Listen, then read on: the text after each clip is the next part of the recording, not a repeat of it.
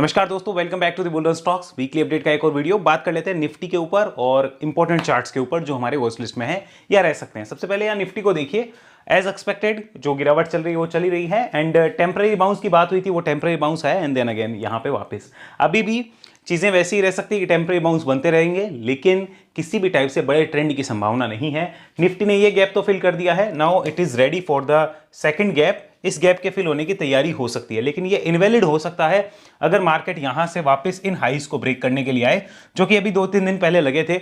उनको अगर ब्रेक कर देता है अगले हफ्ते, तो आप मानिएगा कि फिर ये गैप फिल होने की संभावना कम होगी और फिर एक बार ट्रेंड बनने की संभावना ऊपर की साइड हो सकती है। लेकिन ये इसके ऊपर आके मार्केट सस्टेन करे, इस चीज की प्रोबेबिलिटी बहुत कम है और ज्यादा इसी चीज की है कि ये गैप फिलिंग यहां पे हो सकती है। एंड एज एक्सपेक्टेड हमें तो पहले से प्रिपरेशन है कि ये गैप फिल हो तो हमारे लिए उतना ही बेटर होगा। और बाकी हमने निफ्टी की पूरी एनालिसिस दोनों चैनल पे आपके सामने डाल रखी है, वो देखनी है। एक और चीज देखना, यहां पर निफ्टी ने वीकली चार्ट पे आपको दिख रहा होगा लगातार नेगेटिव क्लोज है, वीकली चार्ट पे भी पॉजिटिव क्लोज चाहिए होगी जब भी निफ्टी को ऊपर जाना होगा। अब इस हफ्ते का जो हाई है, ये जो इस हफ्ते का हाई है लगभग 23,860 के आसपास, इसके ऊपर आना निफ्टी के लिए थोड़ा सा रिलीफ का काम कर सकता है, बट आना मुश्किल है। नेक्स्ट वीक देखते हैं क्या एक्शन होता है। और स्टॉक के ऊपर बात की जाए कि निफ्टी को देख के स्टॉक्स पे क्या डिसीजन होंगे, सिर्फ एक डिसीजन है कि एग्रेसिव नहीं होना है, छोटा छोटा अगर स्विंग प्ले कर सकते हैं यू कैन डू इट। मैंने भी किया है, अभी मैं आपको दिखाऊंगा अभी हमने कैसे किया है, लेकिन बड़े स्विंग्स के लिए एग्रेसिव होकर काम करना फिलहाल नो नो और नो। आइए जरा स्मॉल कैप पे चलते हैं, वो क्या बोल रहा है यहां देखो। और कंप्लीट निफ्टी की एनालिसिस कल आएगी मनी मैटर्स पे, दूसरे चैनल पे, वो जरूर देख लेना। यहां पे आओ, ये निफ्टी स्मॉल कैप, जिस गैप की बात हम लोगों ने करी ये तो फिल हो गया है। ईयर स्टार्टिंग में बात करी थी जनवरी में कि ये गैप फिल होना चाहिए और शुरू के 3 महीने में होना चाहिए, भगवान ने हमारी सुनी और देखो वो गैप फिल हो गया। अब आओ यहां पर, अब इसको इन लोज के आसपास जाना चाहिए, जाता है तो उतना बेटर होगा। लेकिन इसका मतलब ये नहीं कि आप स्मॉल कैप के ETF को भी ना देखें, उनको जरूर देखना, पार्शियल इन्वेस्टमेंट के लिए देखना चाहिए और अपने एडवाइस से कंसल्ट जरूर कर लेना। ये गैप हो चुका है। अब स्मॉल कैप पे देखो एक चीज पता चलेगी, ये जो लेवल है ना, ये एक रेजिस्टेंस बना है। अगले हफ्ते आपको इसका ध्यान रखना है, दिस वन दिख रहा है ये वाला, ओके। ये देखो, ये आप ये भी कह सकते हो कि जो हफ्ते के हाई है इस हफ्ते के, वो आपका एक रेजिस्टेंस का काम कर सकते हैं। लगभग ये लेवल है जो निकल के आ रहा है, इसके ऊपर आता है स्मॉल कैप तो एक बार वापस से बुल्स की वापसी देख सकते हैं, रिव्यू कर सकते हैं। थर्ड पे चलते हैं, निफ्टी मिड कैप पे, फिर आगे का डाटा लेंगे और हम स्टॉक्स के ऊपर चलेंगे। निफ्टी मिड कैप, यहां mid cap and mid cap के ऊपर लास्ट हफ्ते हमने बात करी थी, जो हमारा सैटरडे का वीडियो था, कि यहां पर ये सपोर्ट टूटते ही इन गैप की तैयारियां होंगी। देखो गैप फिल हो चुका है, ऑलमोस्ट फिल हो गया है, यहां तक आपको दिख रहा होगा, बाकी फिलिंग हो सकती है। नीचे 2 गैप और हैं, अब ये फिल होंगे नहीं होंगे आई डोंट नो, लेकिन मिड कैप को लेके एक चीज क्लियर हो गई। अब हमें तेजी का व्यू कब बनाना है वो क्लियर हो रहा है, या तेजी के लिए रिव्यू कब करना है, वो रिव्यू इस पॉइंट के ऊपर होगा। ये जो जोन दिख रहा है इस जोन के ऊपर होगा, that is this zone, okay. इस जोन के अंदर आएगा, देन आई विल रिव्यू कि अब मुझे पोजीशन बिल्डिंग कैसे करनी है अपने स्टॉक्स में। और जो भी हम बात कर रहे हैं निफ्टी स्मॉल कैप या मिड कैप के ऊपर, ये हम इस व्यू से करते हैं कि हमारे पोर्टफोलियो में स्विंग और इन्वेस्टमेंट को कैसे मैनेज किया जाए in the stocks, not in the options, not in the futures, ये ध्यान रखिएगा। अब चलते हैं इंपॉर्टेंट चार्ट्स पे, बिना समय गंवाए टू द पॉइंट बात करते हैं। नंबर 1 जो चार्ट मेरे वॉच लिस्ट में है that is Ather energy limited. देखो वैसे भी पावर स्टॉक्स एथर और एनर्जी स्टॉक में मूव है। एथर एनर्जी हालांकि आपको पता होगा ओला का सबसे बड़ा कंपटीटर है और ओला से बेटर ही कर रहा है, लेकिन अभी आप देखोगे तो एक रैली काफी ज्यादा बन चुकी है, ये आप देखोगे। अब आप एक चीज याद करो, सबसे ज्यादा गलती इन्वेस्टर्स क्या करते हैं, जो भी नए इन्वेस्टर्स आते हैं, वो जो स्टॉक ऑलरेडी काफी चल चुका होता है उसमें इन्वेस्टिंग कर देते हैं। ध्यान से सुनना, उसमें कभी भी इन्वेस्टिंग नहीं होती जो स्टॉक काफी चल चुका होता है। जो स्टॉक काफी चल चुका होता है या जो काफी चल रहा होता है उसमें हमेशा ट्रेडिंग होती है, स्विंग्स होते हैं, बिकॉज वहां आप स्टॉप लॉसेस क्लियर रखते हो।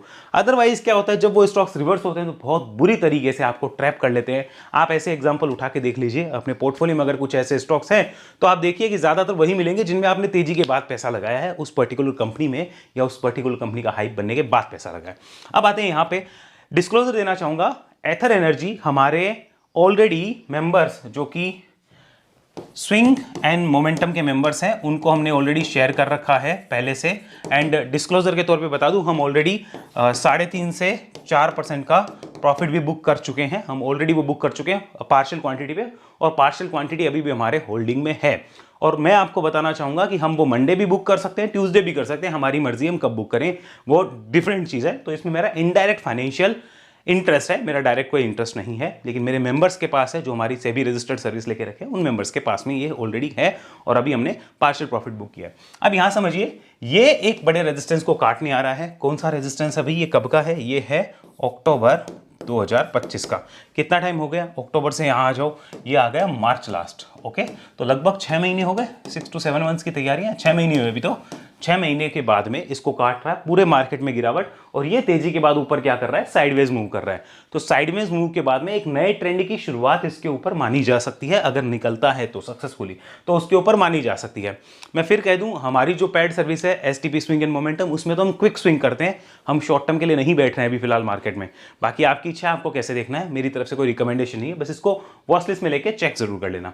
अब एक चीज समझना, यहाँ क्या हो सकता है, इसके ऊपर जाने का सीधा सीधा मतलब है कि नए बुल्स का आना, और मार्केट की जिस हिसाब की हालत है उसमें अगर ऐसी कंपनीज अगर बनी हुई है तो यानी सेलर्स यहाँ पे कम है। यहाँ पे क्या है, सेलर्स इतने नहीं हैं, और वो सेलर्स कब आएंगे, वो सेलर्स तभी आएंगे जब उनको कुछ नेगेटिव दिखेगा। तो उसके लिए बुल्स के पास क्या होना चाहिए, एक इंपॉर्टेंट सपोर्ट। तो वो सपोर्ट एरिया लगभग यहाँ पे निकल के आता है, ये वाला सपोर्ट एरिया, इसका हमें ध्यान रखना चाहिए। बाकी आपको डिटेल रिसर्च रिपोर्ट में मिल जाएगा। तो इस सपोर्ट एरिया का आप ध्यान रखो, क्लियर। और सेलर्स कब आएंगे, तभी आएंगे, अदरवाइज यहां से एक नए ट्रेंड की शुरुआत हो सकती है, इसकी प्रोबेबिलिटी है, ये संभावना है। अब इसका जरा फंडामेंटल समझो पहले, खाली हमें टेक्निकल नहीं देखने, फंडामेंटल्स भी देखने, क्योंकि कई बार क्या होता है, फंडामेंटल को लेके बहुत ज़्यादा ऐसे हवा बनाया जाता है कि कंपनी ऐसी होगी तो चलेगी, वैसी होगी तो चलेगी। और मेरा सिंपल एक ही मानना है कि जो चीज़ है वो भाव भगवान है, और प्राइस में काफ़ी चीज़ें एडजस्ट होती है, तो उसको देखना है और ट्रेंड को फॉलो करना चाहिए एक स्विंग ट्रेडर को। आप इन्वेस्टर है तो अलग चीज़ हो सकती है, आप लॉस मेकिंग में भी जा सकते हैं। आप स्विंग ट्रेडर है तो ट्रेंड को फॉलो करिए। 30,000 करोड़ की market cap and company is loss making, ROC ROE देखो, पी है ही नहीं, लॉस मेकिंग कंपनी है। प्रोमोटर होल्डिंग 40 की है, प्रॉफिट ग्रोथ अच्छी है, वैसे है लॉस मेकिंग है। मार्केट कैप टू सेल्स 10 की है। ये वैल्यूएशन अच्छे हैं क्या, valuation are expensive, already expensive. अब मार्केट क्या देख रहा है हमें नहीं पता, लेकिन हम एज अ स्विंग ट्रेडर इसमें क्या देख रहे हैं कि ये एक नए ट्रेंड की शुरुआत कर रहा है। ओके, सो स्विंग के लिए ही बढ़िया होते हैं इस टाइप के, ना कि इन्वेस्टिंग के लिए, ये हमें ध्यान रखना चाहिए। फ्री कैश फ्लो माइनस में है, तो ये सारी चीजें नोट करनी है। आओ आगे चलते हैं। अब पूरे मार्केट में गिरावट और ऐसी कंपनी बताओ ऊपर गए, क्यों है, क्योंकि मार्केट को कुछ दिख रहा है, अभी स्ट्रॉन्ग हैंड्स ने होल्ड कर रखा है, तो हमें भी उसके अकॉर्डिंग सोचना है। यहां पर लास्ट ईयर दिसंबर में 635 करोड़ और इस साल 50% से ज्यादा सेल में एक जंप देखने को मिला है। 198 करोड़ का लॉस सिर्फ 85 करोड़ का रह गया। मार्केट ये देख रहा है कि ये कंपनी लॉस कम कर रही है, एंड ओला का कंपटीटर है सबसे बड़ा, तो इसको रिवॉर्ड मिल रहा है, और ओला को बेचारे को जो पनिशमेंट मिल रही है वो सबको पता है ही। यहाँ पे ईयरली प्रॉफिट्स पे आते हैं, सो ईयरली ग्रोथ भी काफी अच्छी कंपनी ने करी है, एंड प्रॉफिट देखिए यहाँ पता चलेगा पिछले 3-4 साल में अपने लॉसेस को काफ़ी कम किया है। हालांकि प्रॉफिटेबल होने में तो अभी काफ़ी टाइम लगेगा, ऐसा लगता है इसको देखते 1-2 साल लग सकते हैं अगर इसी स्पीड से ग्रो किया तो। इन्वेस्टर्स पे आते हैं, व्हाट FIIs आर डूइंग वो इंपॉर्टेंट रहेगा। प्रमोटर्स ने क्या किया है, माल बेचा है। FIIs ने क्या किया है, माल बेचा है, बोलो दोनों ने बेचा है। DIIs ने खरीदा है, पब्लिक ने खरीदा है, और 1,70,000-75,000 नंबर ऑफ शेयर होल्डर यहाँ पे है। क्या समझ में आया, FIIs ने बेचा है फिर भी ऊपर गया है। तो जो लोग कई बार ऐसा सोचते हैं कि FIIs ने लिया है वो बेवकूफ़ थोड़ी हैं, या FIIs ने बेचा है वो बेवकूफ़ थोड़ी हैं, ऐसा मत सोचा करो। प्रमोटर्स ने बेचा है वो बेवकूफ़ थोड़ी हैं, नहीं सोचना है। ट्रेंड क्या है वो देखो। एज अ स्विंग ट्रेडर आप इन्वेस्टर हो तो बहुत सारी चीज़ें सोचो, और सोच सोच के भले ही कितना ही सोच लो, कुछ नहीं होना है। आप स्विंग ट्रेडर हो, खाली ट्रेंड को देखो कि ट्रेंड क्या है चार्ट पे। ओके, ये सारी चीज़ें तो आपके लिए बाय प्रोडक्ट है, सेकेंडरी चीज़ है। और इसमें एक चीज़ और पता चलेगी, FIIs ने यहाँ पे बेचा है तो मुझे एक चीज़ क्या पता चली, मुझे अपना सपोर्ट क्लियर रखना है। अब FIIs ने बेचा है तो DIIs ने लिया भी तो है। कोई कहेगा FIIs बेवकूफ़ है क्या, कोई कहेगा DIIs ने लिया है वो बेवकूफ़ है क्या। बेवकूफ़ हमें नहीं बनना, हम रिटेलर जो है वो बेवकूफ़ ना बन जाए, ध्यान रखना है। और हमें बचाएगा कौन, हमें बचाएगा हमारा इंपॉर्टेंट सपोर्ट। यहाँ अब देखते हैं, यहाँ पर वीकली चार्ट कन्वर्ट करता हूँ, ये दिखेगा वीकली चार्ट पे।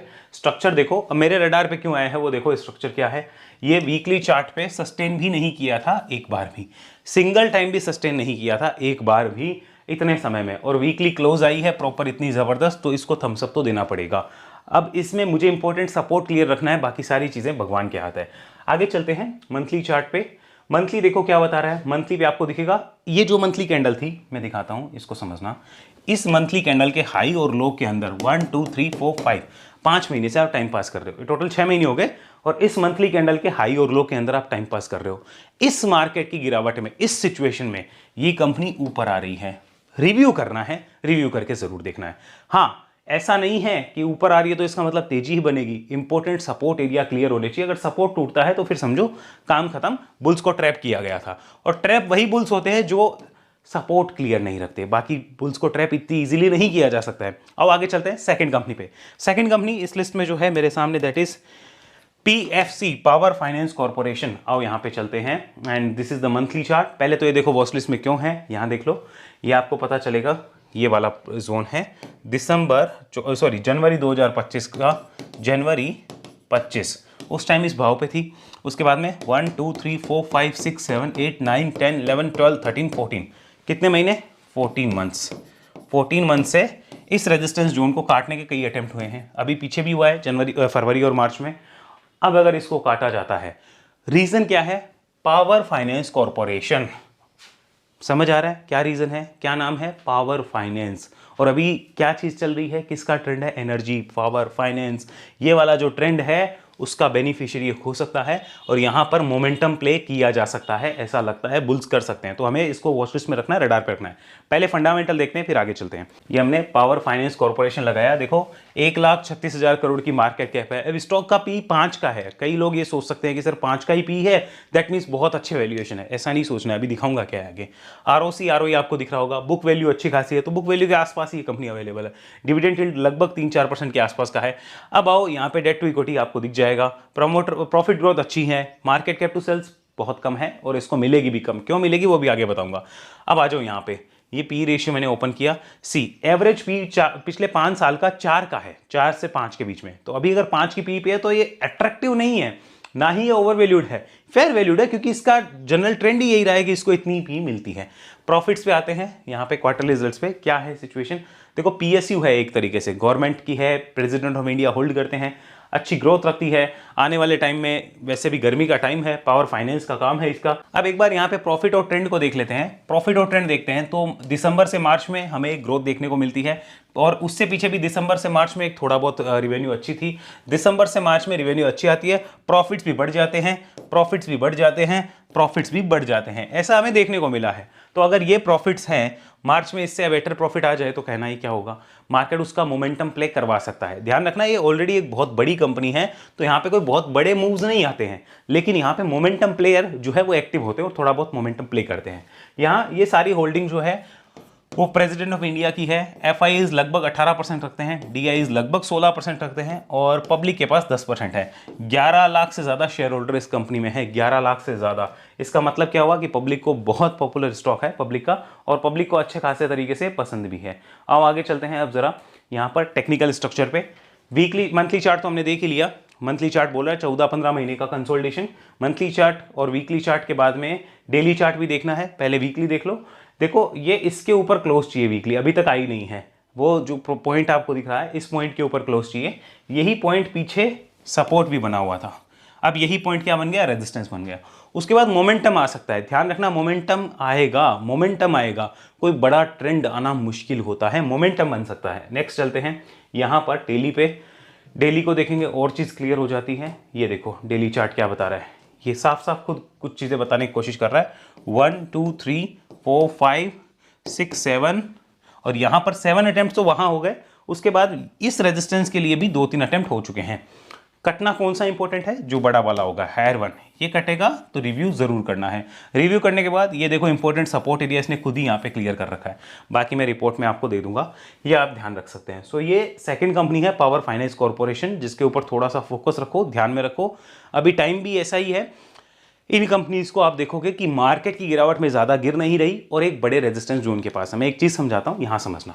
अभी देखो स्टॉक सिलेक्शन का क्राइटेरिया क्या होगा, दैट मीन्स यहाँ चलो मार्केट का क्या है, मार्केट का समय क्या है, बुरा समय है। जब भी मार्केट फॉल करता है आपको वो स्टॉक्स देखने हैं जो कि स्ट्रॉन्ग हो, ठीक है, स्ट्रॉन्ग हो और वो या तो अप ट्रेंड में हो। पहली कंडीशन क्या होती है, या तो वो अप ट्रेंड में हो। दूसरी कंडीशन होती है कि अप ट्रेंड स्टार्ट होने वाला हो, अप ट्रेंड रेडी हो, उसमें वो दोनों कंडीशंस होनी चाहिए।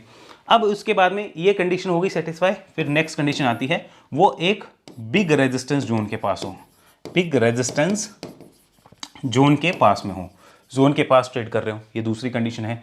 तीसरा ये होता है कि वहाँ कोई सेटअप होना चाहिए। आप सेटअप वगैरह आपको सीखना है, आप वेब एनालिसिस में आके सीख सकते हैं, वहाँ सारी इन्फॉर्मेशन है। अब चौथी कंडीशन क्या है कि उसके ऊपर प्रॉपर ब्रेकआउट आना चाहिए, प्रॉपर ब्रेकआउट आना चाहिए, तब वहाँ पे बुल्स जो है वो एक्टिव होते हैं। और ब्रेकआउट के बाद आपके पास क्या क्लियर होना चाहिए, ऊपर के टारगेट्स क्लियर होने चाहिए और नीचे में सपोर्ट क्लियर होना चाहिए। और फिर आपको एक कंडीशन होती है जिसे रिस्क मैनेजमेंट बोलते हैं, वो आना चाहिए। रिस्क मैनेजमेंट का मतलब क्या होता है मैं समझाता हूँ, अभी देखना। जैसे मानो एक कंपनी है, वो अभी हम एक एग्जांपल लेते हैं, इस टाइप से मानो ये हमें दिखा रही है कि जैसे एथर वाला ही चार्ट है, आप ऐसा ही समझ लो, ठीक है। तो मैंने यहाँ पर इस ब्रेकआउट के बाद इसको देखा, इंपॉर्टेंट सपोर्ट मैंने डिफाइन किया, this is my important support. अब क्या हुआ, स्टॉक यहाँ से 8 से 10% मानो ऊपर चला जाता है। फिर मुझे रिस्क मैनेजमेंट क्या कहता है कि अब मैं अपना जो सपोर्ट था उसको भी रिवाइज करूं, और यहां अगर मैंने कुछ पार्शियल बुक कर लिया तो my support should be cost to cost ऐसे होना चाहिए, क्योंकि मार्केट कब क्या करेगा वो किसी को नहीं पता। मुझे सिर्फ इतना पता है कि मार्केट अगर इस टाइप से बिहेव करेगा तो मैं भी उस टाइप से बिहेव करूंगा, मार्केट अगर इस टाइप से बिहेव करेगा तो मैं भी इस टाइप से बिहेव करूंगा।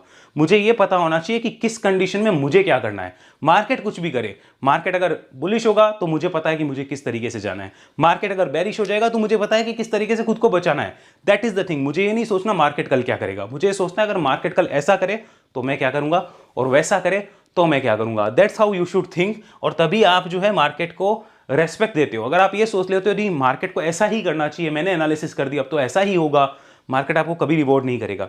आप ये सोचोगे मार्केट आपको जो करना है वो करो, भाव भगवान है, आप जो करोगे वो ठीक है। मुझे इतना अपने आप को प्रिपेयर रखना है कि आप अगर इस डायरेक्शन में जाओगे तो मुझे खुद को कैसे इस डायरेक्शन के लिए प्रिपेयर रखना है, बस दैट्स इट। बस आपको इतना ही काम करना होता है, मार्केट आपको रिवॉर्ड कर देता है और मंदी में आपको बचा लेता है। अभी के लिए इतना ही। उम्मीद है पूरा वीडियो समझ आया होगा, कुछ नया सीखने को मिला होगा, चीज़ें समझ आई होगी किस तरीके से मार्केट को भी देखना है और किस तरीके से चीज़ों को एनालाइज करना है। एग्रेसिव होने के लिए मैं तो बिल्कुल नहीं कहूँगा, वेट एंड वॉच, और अभी स्विंग वालों के लिए एग्रेसिव होने का समय है भी नहीं। बाकी एनालिसिस अगर अच्छी लगी हो लाइक शेयर सब्सक्राइब जरूर करिए, और सीखना चाहते हो तो वेब एनालिसिस की सारी डिस्क्रिप्शन में डिटेल है, हमारे नंबर आपकी व्हाट्सअप स्क्रीन पे है, आप व्हाट्सअप कर सकते हैं हमें और डिटेल ले सकते हैं। See you soon in the next video. अभी के लिए इतना ही। जय हिंद, जय भारत।